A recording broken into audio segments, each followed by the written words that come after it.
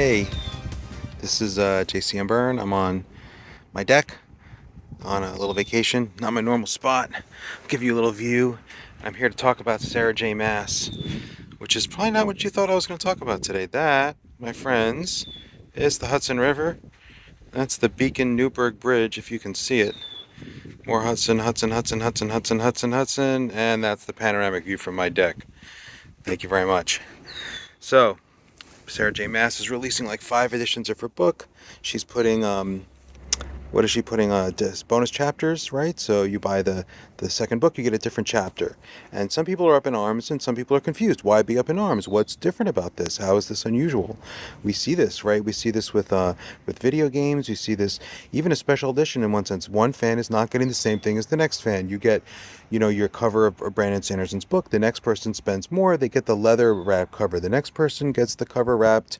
I don't know what they put in it. They get gilded edges, and this is made with human flesh or something. I don't know. I'm not really a book collector, but I love books. Don't get me wrong, and I love collecting. But so we already have this where different people get different stuff. You pay more. That's capitalism. Um, and people aren't as offended by that, but they are offended by the bonus chapters. And then other people are like, well, why was the first group offended? I'll explain. Thank you. That's why I'm here. So here's the deal. We are bound together in communities by our love of things. So if you have read, Warbreaker, and I have read Warbreaker, and I see you at a con, and you're dressed as a character from, or you just are in line to get someone's signature, right? Any property, we know, we've read the same book. When I say, "Oh, you love that book," I don't mean the book with the specific cover that I have. What I mean is, I don't. That's not what we mean by you've read that book. Clearly, you haven't read the same copy. I don't even mean you've read the same printing, the same edition. You might have read the one with the leather wrap cover, and I've gotten it from the library with the basic cover.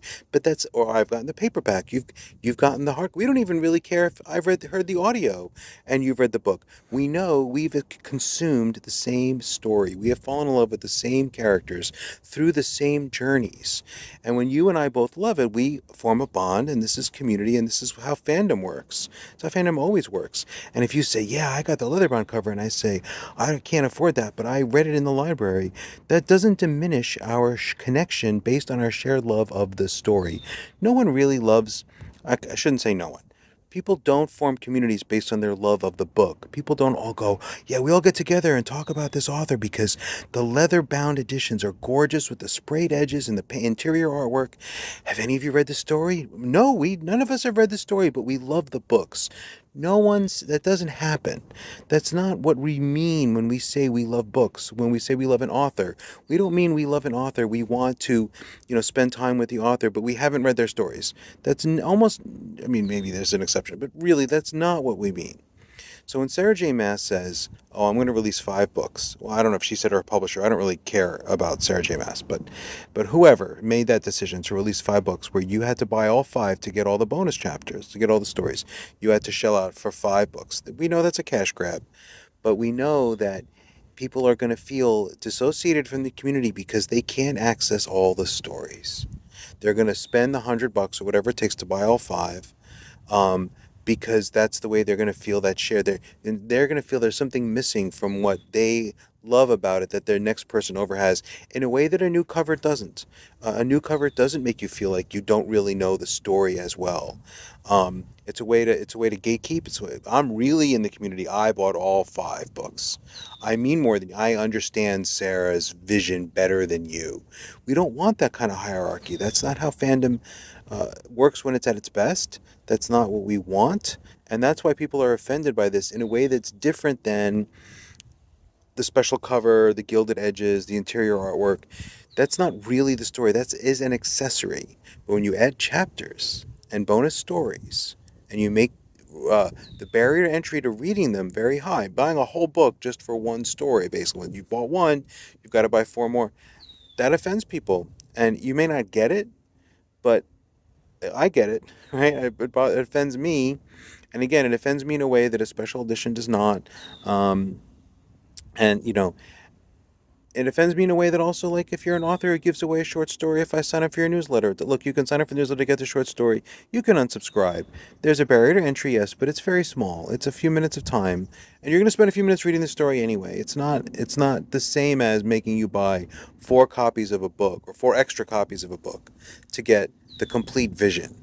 And is it necessary to get the complete vision? No, apparently you can understand the book without reading the bonus content, but it's an obvious cash grab and it's offensive.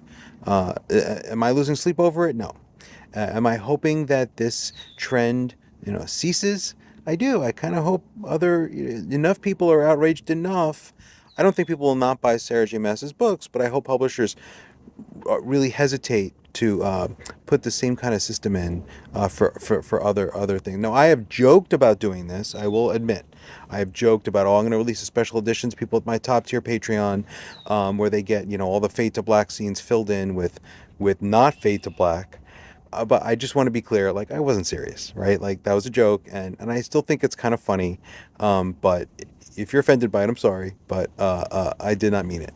So that is my take on this thing with SJM. And yeah, I hope it stops. I hope. Shout out to Patrick Leo, whose video made me inspired me to do this, and a few tweets from people who seem to think this was a non-issue with whom I am disagreeing. I think it's an issue, and I think it's worth us being a little upset about, just a little bit. Not. Don't go, don't go throwing eggs at Sarah J. Maas's house. I don't even know where she lives. Probably Massachusetts. That was a terrible joke. I'm very sorry. I should go now. I'm going to go enjoy this very beautiful day by the glorious Hudson River and drink. Actually, I'm drinking soda. It's not even interesting. I'm sorry. I hope you have a great day. Bye.